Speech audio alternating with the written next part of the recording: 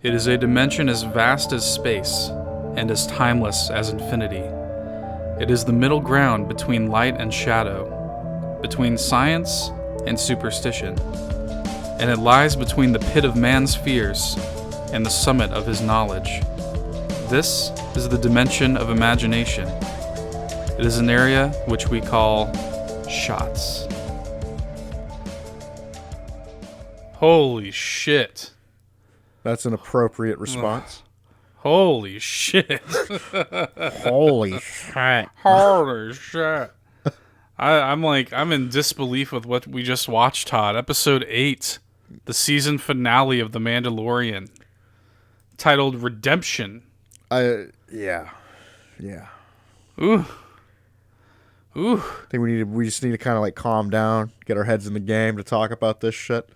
There were many, many moments in this episode. First of all, I think for my money, this was pretty much immediately like the best episode of the fucking season. Fucking easily. Like it's it ended on a high note. God damn, did it. For so many reasons. There's a lot to unpack here with this last episode. And you know what? It's so funny. I'm so like I'm picking up bits of my brain matter off the floor. So I haven't even had time to process the sadness yet. I'm not in that stage of grief yet. Yeah. That the season is over. It is worth noting, Jon Favreau I think he kind of knew that everybody was going to be depressed that it was over. Because he immediately took to Twitter today and he was like, don't worry. Season 2 of Mandalorian coming next fall 2020. But it's like, this show is such a fucking gem. So good. And they had he showed a little picture of like a model of a Gamorrean of all things. Yeah. To associate with it. So I'm like, what does that mean? But goddamn, episode 8, chapter 8, Redemption. I don't even know where to begin. There's so much to talk about. As always, before we get into it, I always got to give that spoiler warning right at the front there. If you have not seen this episode yet and you don't want to be spoiled, turn back now, because we are going to get balls deep into this season finale. Good God. Shit, man. I need a cigarette after that. The joke was made. It's like, I think I know what an orgasm feels like. Yeah. So I think I just had my first real orgasm. I thought I'd had them before, but I guess not. There's so many moments like that in this fucking episode. Let's just recap like we normally do. Yeah. Let's go through the beats, okay? Fuck, man. The episode starts exactly where you left off, and basically that standoff. Well, that's kind of what we were thinking with last week's, with chapter 7. We were like, okay, is this essentially going to be like a 2-part finale? Yeah, it's kind of what it felt like in a way. And that is kind of what it is. It does pick up immediately after the ending of episode 7.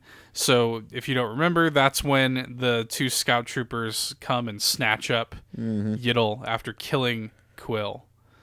So yeah, that's exactly where this episode picks up. And it's funny, we had a little bit of like a back and forth with these 2 scout troopers. They scooped him up and they kind of like are doing a little bit of like talking, like a little bit of banter. And then they did the cardinal sin. Oh my God. They punched him like 3 times. Yeah. Hard, too. Dude, I wanted to see those motherfuckers skinned alive after that. But that's the beauty of it. As it's happening, as that shit's happening, our boy appears. IG-11 appears. And it's funny because you're just like, oh shit, like, is he back on his bullshit? And it's like, no, he has a new initiative now. To nurse and protect. And oh boy, did he nurse and protect. Oh, he nurses and protects all right.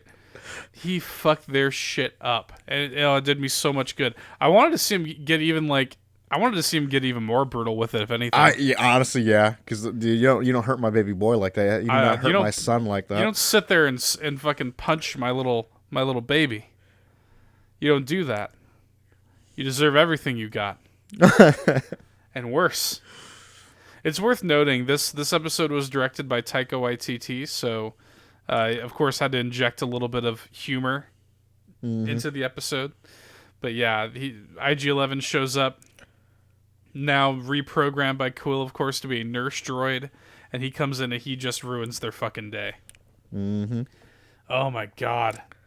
I wanted to see them skinned alive, but that'll do. Meanwhile, we've got the standoff still happening from the last episode. Yep. Moff Gideon, legion of fucking stormtroopers and death troopers, aiming down at Mando, Grief Karga, and Cara Dune. Mm-hmm. And they're all sitting there like it's like a Mexican standoff. Basically, they're talking, trying to negotiate and shit like that. And it's funny. We learn a few things from this because Moff Gideon, again, still sitting here looking like an evil Inquisitor bastard. He knows everything about these guys. Mm-hmm. And he reveals that Grief Karga, a disgraced magistrate. Mm-hmm. It's like, okay, what? That's interesting in itself. We learn Cara Dune's full name and that she's from Alderaan. Mm-hmm. Okay, cool. And finally, Mando's full name, which is Din Djarin. Mm-hmm. Which should have been a bigger reveal than it was.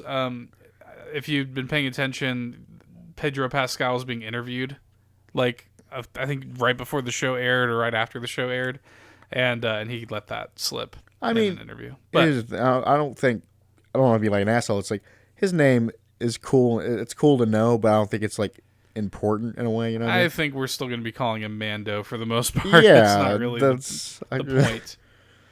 But that's when he realizes, he's like, okay, Mando's like, my name hasn't been used since, like, Mandalore, basically. Yeah, so he automatically kind of knew who this was. He's like, this is Moff Gideon. And then, like, Cara Dune's like, there's no way that's Moff Gideon. He was executed for war crimes. He's like, no, this has to be him, So he's like, he was an officer during the siege of Mandalore, basically. Mm-hmm. So... yeah. Granted, and then, so that kind of makes sense why he has something. Exactly. We'll get to that. We'll get to that. And so that's when probably one of my favorite parts of the episode is that we finally get confirmation in current canon confirmation that the term Mandalorian does not refer to a race. They say it's not a race, it's a creed. Yeah, that's always been such a pet peeve of mine. Yep. So like that, I'm like, thank God, thank you guys for doing that. Thank you guys for saying in current canon. Yeah. So now basically anybody that says Boba or like Django weren't like Mandalorians. They're not Mandalorian. Technically, I can't tell you over the years of being a Boba Fett fan, I can't tell you how many conversations I've gotten into like that, and it's so goddamn annoying. And now, just with that simple line, it's a giant fuck you to all those guys. It's just a giant middle finger. It's like, no, fuck you. In current canon, Mandalorian is a creed. It's the whole concept of the foundlings and everything that has been permeated through this first season. And by the way, there's so much like throwbacks and synergy in this episode that I love so much that we'll get into. Yep. But like that is something that has been present throughout this entire season. The foundlings are the future. Yep. Right. It's not a race, it's a creed. I love that. So we get that flashback. We finally get the full flashback scene, right? Bit disappointing, but yes. No. A bit disappointing in that we speculated that final shot there where his parents hide him away and he's being bared down at by one of those enormous battle droids. We're like, that's perfect for a saber. We're ready it was still perfect for a saber. We were waiting on a saber to come slashing through, but no, instead he is rescued by some Mandalorians. And it took me a second. Mandalorians. It actually took me a second, but I was noticing the signet on their arms, and I was like, and I noticed their kind of like color scheme, and I'm like, wait a minute, I think that's Death Watch. Yeah. So I Googled it, and I kind of like, I was like, oh yeah, I'm pretty sure that's Death Watch that swooped in and saved him. And it makes sense because there's a few little tie-ins to the Vizsla clan that has happened. If you know a little bit about like Clone Wars and Rebels kind of lore, and you know a little bit about the Vizslas, that stuff is, the more you know about Mandalorian lore, the more you'll kind of take out of this show. And we'll talk about that a little bit more later on, because there's a really big reveal at the end of this episode that involves that. So yeah, this Mandalorian apparently took him in as a foundling, and Din became the Mando we know and love. And this sets up a scene that is called back to later, where he's flying away carrying him with his jetpack. I loved that. So good. So, as this is all happening, we flash back to IG-11 in what is probably the most badass scene. Maybe I don't know. There's so many badass scenes. It's up there. We'll just say it's easily top 5. It's one of the great scenes of the entire season, where he comes in on the speeder, and he is just summarily raping everybody. As he zooms through into the middle of town with Yiddle on his back in a little satchel. And he's just sitting there just blasting everybody. You see like the attention slowly turn to him. Yeah. It's the start of the counterattack. Because they're sitting there pinned down. They've brought up, I think they called it the E-Web. It's like this giant machine gun. I think basically a minigun, like a Gatling gun sort of set up. Yeah, and so like Cara Dune had like experience with it. They're like, yeah, like, yo, this is gonna fuck us. We're done. We're fucked. And they're trying to like break through to the sewers and escape that way, but they were kind of at a standstill until IG-11 kind of comes in, and oh man, so good. Oh, by the way, I love that shot where he's like going on the speeder, and Yiddle's just like laughing. Yeah, I love it. There was a lot of good Yiddle scenes in this episode. They did not disappoint on the Yiddle front in this episode, that's for sure. So, eventually we get there. It becomes, like you said, the counterattack. There's enough, he kind of like creates enough, kicks the hive enough to let them to kind of like fight their way out. And it's awesome. Fucking Mando grabs that E-Web like Gatling gun. Yeah, I think we both pretty had like an oh shit. But he just rips it up and just fucking mows down motherfuckers, dude. And then like I loved in the middle of it too how like this show has given us such a cool look at the way IG units work in combat. But this was even cooler because he's actually like he's turning his body to avoid gunfire. Yeah, he's actively like turning his chest around or whatever, his back, and just keep Yiddle away from the fucking gunfire. I thought that was awesome. That was so cool. I love everything they did with him in this show.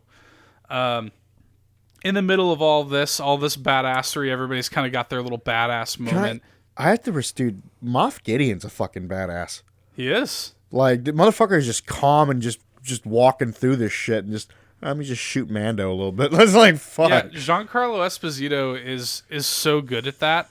At just being, like, calmly intimidating. Yeah. He doesn't have to, like, yell at you. But that's the thing. That's, in my mind, that's some, like, true intimidation right there, you know? Yes. Well, dude, it's like, in Breaking Bad, him playing Gus in Breaking Bad. Yeah. Like, where he's the type of motherfucker that'll just not say a word, look you dead in the face, and slit the throat of one of his most loyal employees right in front of you, without even blinking. And that's a true cold motherfucker. You know what I mean? And Moff Gideon is very much that type of character also. Maybe a little more unhinged, maybe a little more like anger driven, a little more fierce, as we saw later in the episode. Yeah, but still very much a cold-blooded, intimidating motherfucker. And yeah, he gets Mando right kind of like in the back, right by the head. And he straight shoots him in the head, but again, he's got that Beskar. Yeah, his head's bleeding and shit like that. Mando basically thinks he's done. Well, that actually isn't why he was bleeding, I don't think, actually. You don't think so? No, I think the shot was fine. The blaster shot was fine. But it was the explosion. It was the explosion that fucked Mando. Yeah. Yeah, so he shoots him, And then he's like, fuck it, and then he just shoots this thing that's like on the ground next to the thing that was charging the it E-Web. powered the E-Web. Yeah. Yeah, he just shoots that and causes a massive explosion that sends Mando flying. And Mando thinks he's done essentially.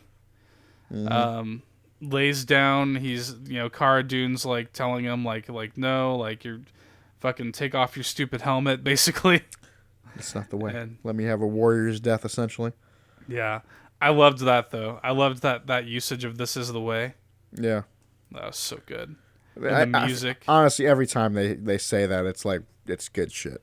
Yeah, it's good shit. Like always. He's fucking bleeding out and shit like that. He's asking her to take care of Yiddle and shit. And meanwhile, IG is sitting there like cutting open the gate to the sewer that they were trying to get through. And what ends up happening is so cool. What ends up happening is a flame trooper comes in, and the fucking flame trooper like starts to just light up the interior of the house that they were in. See, I'm joking the entire time. I'm like, give them some unlimited power, baby Yoda. He fucking steps in. Yiddle raises his adorable little hands, and he uses the Force to just like push back this massive just wall of flame and just throw it right back at the flame trooper. So fucking good. Just fucking incinerating him. And I'm sitting there, I'm almost getting like choked up as I'm watching it. I'm just so proud of him. Just start singing that song again. Yeah. My son, look at my son. Pride is not the word I'm searching for. It's so true. But he's sitting there like at a certain point they kind of agree like, hey, we're gonna go into the sewers, IG take care of Mando kind of shit. And IG stays behind with Mando. IG's like, look, I can save you, but you're gonna have to take off your helmet. And then I think Mando ends up saying something along the lines of like, no one's seen my no living thing has seen my face since I've taken the creed or whatever, essentially. Yep. And that's as soon as they said the living thing, and I'm like, he's not living. That's exactly. IG's like, I'm not a living thing. Yep. Kind of thing. Yep. And what I really love, so he takes off the helmet, and I was telling you this. I love how there was no like. It's just boom off. Yeah, it was just off. And it's just totally normal looking Pedro Pascal. I like that they didn't cast he's not like ugly or anything, but they didn't cast like some overly handsome actor, and they also didn't like cast some like super scarred up badass looking. He just looks like a guy, And I love that there was no like slow motion, no fanfare or anything like that. Somebody were making memes about before I think before they even got unmasked. It's like, was he gonna be like? Remember that Rick and Morty episode where they did the Mad Max shit? Oh yeah, yeah. That's a good episode. Yeah. Takes the helmet off. IG uses some like Bacta spray. I think he said it was Bacta spray. Yeah. Sprays it all over his head, and he's like, "You'll be good in like a few hours or whatever." Basically, your central processing unit. Yeah, your central processing unit will be repaired. And he's like, "Do you mean my brain?" He's like, "That was a joke." It was a joke. So just making you sort of like it was what I said. This coupled with things that happen later, it's like, well, Mando's gotta like droids now. IG-11, you kind of has to. He would change anybody's mind. So anyway, we get back in. We go down to the sewers. We catch up with everybody. Grief, Cara, Yiddle, and these again are the sewers. They're basically going down there. They're like, we got to look for the Mandalorians. We got to look for the Mandalorian clans that hide in the sewers or whatever. And we sort of had the thought of like, well, they probably kind of abandoned ship after episode 3. It was worse than we thought. And it was worse than we thought because we find as we search the sewers, we find the old hideout, and we see a bunch of like Mandalorian armor, piled up Mandalorian armor, just piled up. And Mandalorian, of course, kind of like breaks down and looks at it for a second, and like, it's obvious that, and as a matter of fact, I think it's even said that they were basically slaughtered by Imperials after they revealed themselves. Yeah, and it was even the thing where it's like we, in a way, knew this would happen when we revealed ourselves. Yeah, so we come to learn the emergence of the armorer character. Mm-hmm. She pops out, and she's sort of explaining what happened. She's like, "Look, we knew like what was gonna happen, but she remained. She survived." And she's like, I'm going to stay here and I'm going to salvage like what's left, essentially. Mm-hmm. So she's gathering up all this old Mandalorian armor and melting it down and stuff like that. This is the way, blah, blah, blah. So she sort of asks, she sort of like mentions Yiddle. She's like, this is like who you hunted and who you saved. And he's like, he also saved me, blah, blah, blah. And while they're talking about it, she finally gives him the sigil. Mm-hmm. And as it's put on as like his pauldron, it's like, you are a clan of 2. A clan of 2. And by the way, she also he's explaining to her that like, hey, like his race, whatever his race is, apparently can control things with their mind or whatever. And she's like, I've heard of this. An ancient race of like sorcerers called Jedi. Can I say that's something that's a throwback to the fucking old movies, you know? Yeah. I love that. Exactly. Love it. So really cool. She's like the Jedi were like usually enemies, but this one's not an enemy. Mm-hmm. You know, is now a Mandalorian. It's bound by the Mandalorian creed. He's a foundling. Yeah. He is a foundling just like you, essentially. You must either raise him as your son and return him to his own people, basically. So it's really fucking interesting. Yeah. I'm like, are we about to see like Yiddle grow up and be a fucking? The thought of that is like actually like terrifying to me. Like, what the fuck would a Mandalorian Yoda be? Oh, like, holy shit! I love it. Motherfucker ain't gonna need no jumper. So it was cool. It was cool to see him get that sigil, that signet of the Mudhorn. By the way, the design of it's so cool. Looks so fucking clean. You know, motherfuckers are getting that shit tattooed on them right now. Oh yeah. So now a clan of 2, as you said, the Mudhorn clan, him and Yiddle, their own little Mandalorian clan. But wait, there's more. There's one more thing before they left. A rising phoenix. Yes. AKA, he finally gets a jetpack. So good. Oh, dude, if my dick wasn't already fucking fully hard at that moment, then it's like, it was like full bore at that point. Mm-hmm. Oh, so good. A lot of exposition, actually. It always impresses me when a movie or show can pull this off, where they really naturalistically got a lot of exposition done in a short scene, and they told it succinctly. That's really hard. That entire scene was like setting up season 2. Essentially, yeah. Yeah, and they did it fucking seamlessly. It was fucking. All right, let's go. I saw somebody in the Reddit comments say something about this first season that I wholeheartedly agree with, where most shows have like a first episode pilot. This show had a first season pilot, basically. Yeah, that's fucking, yeah. Basically, this entire first season was like one 8-hour pilot. And I don't hate it, honestly. I don't. So good. So essentially, we have this moment where I'm trying to remember where this is placed. Where did they place the moment with the armorer, the flashback moment? I feel. Oh, wait, which flashback? Well, like it's not a flashback. What I mean is it's sort of happening at the same time as. It doesn't matter. You can talk about that. Like, I think before you move on, like, let's get the armor out of the way and talk about that scene, because that scene's great. Yeah. So they leave the armor. They go to this like tunnel that has like a lava river. But before you get to that, we got to talk about the way the armorer is approached by these stormtroopers.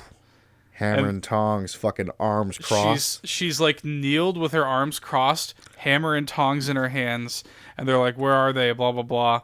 Like, we followed them down here. Fucking, where are they? And then just like they kind of like shove her helmet with the butt of the with the barrel of the gun. A cardinal sin. And it's like, oh, you done fucked up, boy.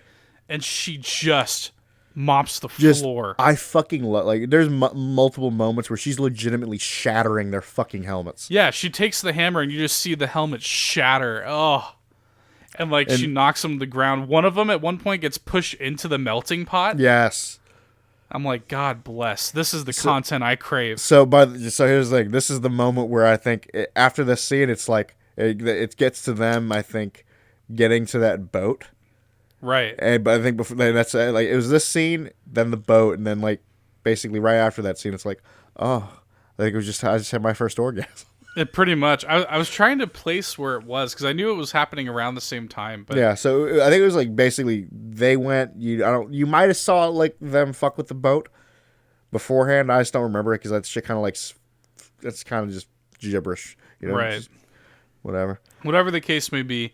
So yeah, that fucking badass scene happens, and I now know what it is to be a man, and.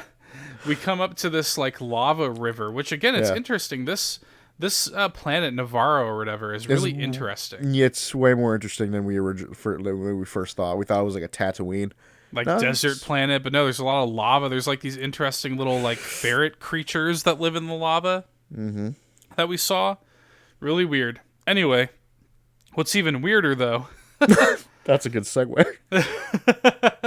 Unintentional. But what's weirder is they see this ship, or this sort of like boat, I guess. Lava boat. Yeah. With a ferry droid. Yeah, piloted by this R2 unit. It's an astromech R2. But then as they sort of dislodge the boat, by the way, I made the point, I'm like, Cara Dune's solution to everything is to shoot it. Yep. And I love it. She dislodges the boat. They all step in. And then, like, the droid kind of shakes the rust off a little bit, revealing that this isn't, like, this R2 unit has got arms and legs. It's got, like, 4 arms, technically. Yeah, like 2 little arms and 2 big arms, and it very literally is like a ferryman. I mean, it fucking stands up. It was disturbing in a way that I have not... You know what it reminded me of? It reminded me of the mimics in Dark Souls. Yeah, dude. That's actually real shit. When you just see like these tall, slender legs lifted up, I'm like, no. It bothered the fuck out of me, honestly. This disturbs the natural order of things. I'm like, I don't like what I'm seeing. I feel like that was the point. So just off-putting as hell. So anyway, as they're kind of progressing through the lava tunnel, thinking they found a way of escape, Mando sort of does a scan and realizes that there is a platoon of stormtroopers waiting at the end of the tunnel to ambush them. And there's no kind of way out. They shoot the droid off, thinking that's going to stop it, but no, the lava flow's already taken them. They're still moving towards it. And then IG's like, I got to do this. Mm-hmm. IG basically is like, this is the only way. This is the way. IG's like, this is the only I think he says something to the effect of like, this is the only outcome in which the child survives and I die. He's like, I have to die essentially so that the child can survive. Mm-hmm. I mean, that is his main directive now, since Kuil reprogrammed him, was to protect the child. So, and it's like an emotional moment, and you can actually, it's funny because, again, Mando kind of pretends like he doesn't care, but he does. He can't. He couldn't even like there was sadness in his voice, and he was even pointed out to by IG even pointed out. It's like, I'm a nursing droid. He's like, I have detected sadness in your voice. Yep. But it's all right. So he basically just, and again, I love the music in this moment, where he steps into the lava. And he just slowly works his way in a heroic sacrifice towards the Stormtrooper blockade. And then, like, he basically does what we saw him do in the very first episode, initiates self-destruct sequence. And blows up. Heroic sacrifice took all the Stormtroopers down with him. So cool. But it sort of seems in that moment like, all right, they're home free, but no. As soon as they emerge from the tunnels, it's like, oh, hey, guess what? Moff Gideon's here, and he's in a fucking TIE fighter. Yep. So we're starting to see it. This is what I was like kind of pointing to earlier. He's a little more unhinged. He's like really blasting at him. You can kind of see his face twist a little bit. Yeah. They're starting to realize like he's in a fucking TIE fighter. Like our blasters aren't going to do shit. Essentially, that's when Mando realizes I got something else. It's jetpack time, baby. So he uses the jetpack, flies into the air. He fucking attaches himself to the TIE fighter with a grappling hook. And then, it was such a badass scene. Such a cool scene, just like flying through the air, latched onto the TIE fighter, and then he essentially places a charge on one of the TIE fighter's wings and blows it up. And lands. And yeah, he sort of like safely lands using the jetpack. Lands right in front of Greef and Cara and Yiddle.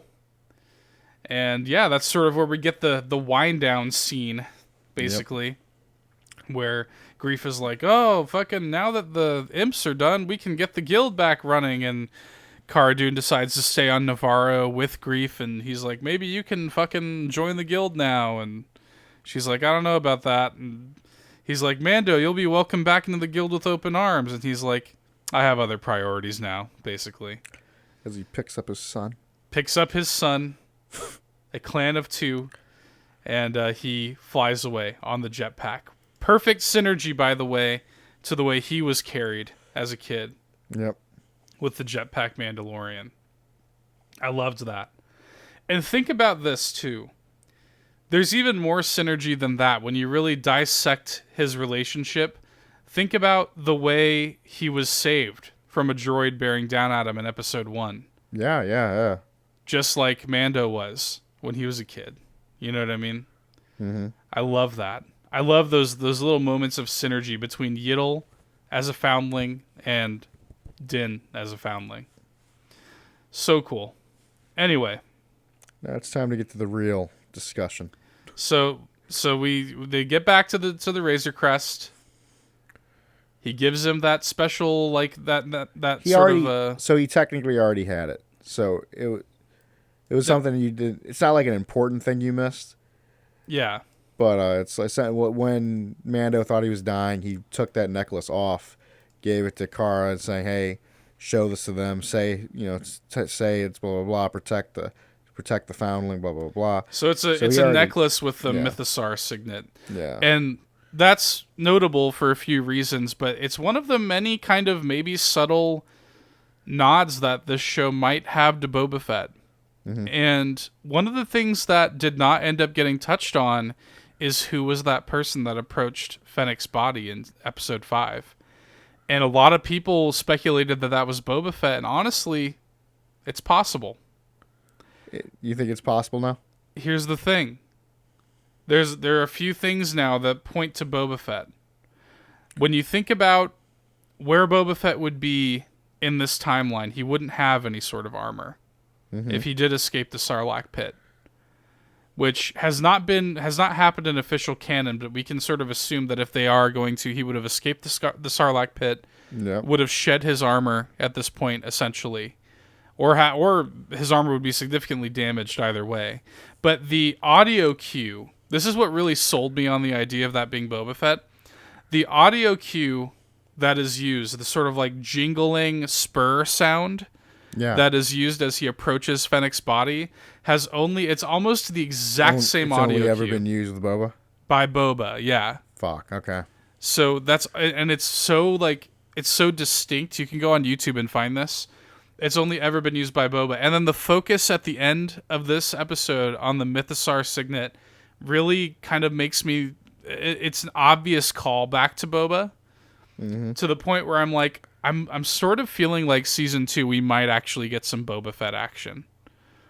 I'm sort of feeling like that. I think there are enough little points to Boba Fett. But either way, they fly off and they're ready to go into season 2. However, we get one last scene. The TIE fighter that crashes, Moff Gideon's TIE fighter. The Jawas are like fucking white on rice, already ready to dismantle that shit. Like pigs and shit, basically. And it's obvious at this point to us that Moff Gideon had survived. I'm like, he's going to fucking bust out, and he's going to either... one of two things is going to happen. He's going to bust out of the cockpit and just blast them all in the face. Or, what I've been waiting to happen, I've been saying this motherfucker looks like an Inquisitor. We're going to see that double-bladed Inquisitor lightsaber pierce through. Oh, he pulled out a saber, all right. There was a saber. But you see it pierce through, and you're like, "Oh shit! It is a saber of some kind." Yeah, both of us instantly knew. We're like, "What, bitch?" Well, the way they framed it was perfect because you can tell instantly that it is a saber. Yeah, something's burning through, and then the moment it actually cuts through completely, you're like, "What, bitch?" Then you see the actual blade cut through, and you realize it's the fucking dark saber, and it's like, what? I was in shock, dude. I couldn't fucking believe what I was seeing. I was like, "What?" That was the last thing I expected to see. Now, this is another thing that you would know a lot about if you had watched like the Clone Wars. This is stuff we've been talking about: the Vizsla clan, the Death Watch, and all this stuff. This is all prominent, and I feel like this is all going to play a big role in the Clone Wars return in February, also coming to Disney Plus. I think we're also going to get a little bit more texture there. Wouldn't surprise me at all, by the way, to see Moff Gideon as an animated character in this season. That's real shit. So maybe that'll actually explain how he got his hands on the Darksaber. I don't know. Or something. I don't know. We'll see. Now, the last time we saw the Darksaber was in Rebels. Star Wars Rebels. Mm-hmm. Where Sabine had it for a long time. And then she passes it on to Bo-Katan. Or Bo-Katan, whatever the fuck. And basically uses it as like, this is a relic of like the Mandalorians, blah, blah, blah. And it's like, okay. How did Moff Gideon get it then? Mm-hmm. So now that's a question we have. So he mentioned something in the episode called the Night of 1,000 Tears. Yeah, something like that, yeah. But I feel like that he said that's basically something that involves the Siege of Mandalore. Something that involves the Siege of Mandalore, and I'm assuming that is when he ended up taking the Darksaber from Bo-Katan. So, really fucking interesting. That's something that is going to have to be addressed somewhere. Oh, dude, yeah. Because again, the Darksaber is unique. There are not like multiple Darksabers. That's a one-of-a-kind black-bladed lightsaber. That has been... It was created by the first Mandalorian to ever join the Jedi Order, Tar Vizsla. So, again, there's a lot going on with the Vizsla clan. I think that's not the last we're going to hear about the Vizsla clan. We've seen Darth Maul wield it. We've seen Sabine Wren wield it. Yep. And now we see Moff Gideon wielding it at the end of The Mandalorian Season 1. The implication! Oh, God. I just... What to say? I'm so sad that the show's over. No, this season's over. I was... Honestly, as the credits were rolling, it's like Season 2 now? Please? I don't know. I feel like I've covered it. That's a really dense fucking episode. You maybe missed we missed some little shit, but there's always some little shit I could potentially miss. You got the main beats. The main beats we covered. Yeah. I just to wrap up, I guess this season in general. Again, is there filler? Yes, but it's really good filler. It's killer filler. It's really good. I don't think there's a single bad episode. I patent that, by the way. Yeah, killer filler. Trademark Todd Sturgill. I don't think there's a bad episode of this show. No. Are there weaker episodes? Of course, but that's with any show, you know. Yeah. Lord knows it ended on a fucking high note. God, did it? This episode was just balls to the wall. I'm gonna miss having this weekly discourse about The Mandalorian, but we don't have to wait too long. In less than 2 months' time, we will have Clone Wars to come along and save us. Do you want to do Oh, like a shots about that? Maybe. That might be a thing. I don't think it's going to be a typical, like, I think that's, even this season of Clone Wars is not going to be that long, I don't think. Mm-hmm. So, possibly. Are they releasing it weekly, or is it going to be a bingey? That I don't know. I'm assuming it's going to be weekly. That's how all the Disney Plus exclusive content has been. Because if it's weekly, that makes it really easy for us to do the shots, actually. Yeah, so I'm really looking forward to it. Guys, I want to stress that, by the way, guys. If you... This is a conversation that I've had with so many other Star Wars fans where people argue with me about Clone Wars and Rebels not being, like, required. No, it's fucking required at this point. Please. It is all on Disney Plus. If you're watching The Mandalorian, you already have it. Don't cancel your subscription. I saw a lot of people being like, oh, fucking, this is going to tank. Subs are going to tank now that Mandalorian's done. No. Don't cancel your sub. Go back and watch The Clone Wars. It's a great fucking show. Like, yeah, there's some... don't get me wrong. It's like 6 seasons. Of course there's some fluff. Of course there's some episodes that don't matter or whatever. You can go online, you can look up, like, watch orders. Yeah, find out the episodes that matter. I think even, like, StarWars.com did, like, an official canonical watch order. Cut the filler, huh? Well, yeah, that you could actually, like, you can catch up on pretty quickly. You could sort of catch up and do it. But for me, I think all the episodes are worth watching in their own way. And it's really good. It's all on Disney Plus. Rebels, another fantastic show. Like, just sit there and watch it. I think Rebels is required watching just for one fucking episode and one scene alone. Some of the best Star Wars moments, period, happen in Rebels. Oh, I swear. The best Darth Maul moment of all time happens in Rebels. The best Ahsoka moment of all time happens in Rebels. Like, that show is so goddamn good. And so I just encourage you guys, if you're looking for more Star Wars content and you haven't watched Clone Wars and Rebels, even if you just haven't watched it in a while, it's worth rewatching. And gear up for February when you're going to get the new season of Clone Wars, which is probably going to fill in some of these blanks that the Mandalorian's left. So... And I'm assuming it's just dead ass gonna tie right into, like, Revenge. I'm thinking so too. Yeah. Yeah, I'm thinking. Well, it might not necessarily have to. It's either going to do that, or it's going to, or it's either going to do that. I mean, that's kind of the dream. Is that right? The Clone Wars series would tie directly into Episode 3. Would that be awesome? But I mean, they're even sort of saying, like, if this season 7 does well, maybe we could even do more. So we'll see. I'm sort of hoping that this is just a start of things to come with Clone Wars coming back. But either way it goes, I'm stoked. There's no shortage of Star Wars out there, folks. Don't let the ending of The Mandalorian be a down note for you. Just keep striking the iron while it's hot. If you're still wanting more Star Wars, there's plenty more Star Wars out there for you to discover. By the way, we talked about this on the main show, but there's a possibility that you don't listen to the main Nerd Bourbon show.